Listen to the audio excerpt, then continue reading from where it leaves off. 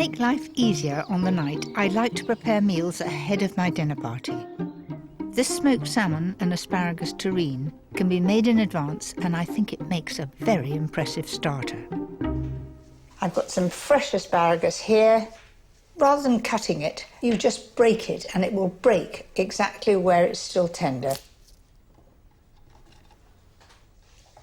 And you see, those are just about the length to go all along here in a row in the middle of my terrine. Start off by boiling the asparagus for 3 to 4 minutes. In the meantime, line a lightly buttered 1-pound loaf tin with a double layer of cling film. I can remember when cling film came in, I was cookery editor of a little magazine called Home and Freezer Digest. The excitement when our editor brought a roll of cling film from America and said, look what's coming to England. And we looked at it and thought, do we use it twice? Do we wash it? So I was there at the very beginning, and I've been using it ever since.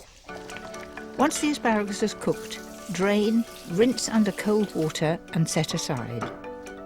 Now take 350 grams of smoked salmon and line the tin to form the outside of the terrine.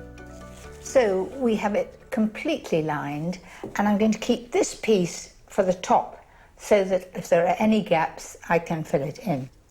Place any leftover smoked salmon with 150 grams of cooked fresh salmon into a processor. Add 200 grams of full-fat cream cheese, 75 of softened butter, 2 tablespoonfuls of lemon juice and some chives, then blitz.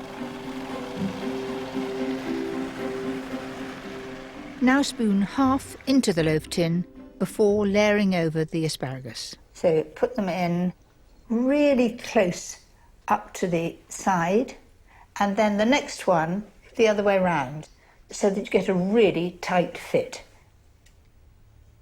If you leave gaps, it doesn't look nearly as nice. Now there are a tight squeeze along there, but that is just what I want. So in goes the rest. Spread it evenly over the top. Then pull the pieces over the top. So that piece we saved, we put on top like that. Now that wasn't difficult. And the only thing you have to cook is the salmon, but it really is going to look absolutely stunning. Cover the terrine with the cling film, giving it a good press down to ensure the filling gets between the gaps in the asparagus. Then pop it in the fridge for at least 6 hours, better still, overnight. Once chilled, it will hold its shape perfectly and be easy to slice.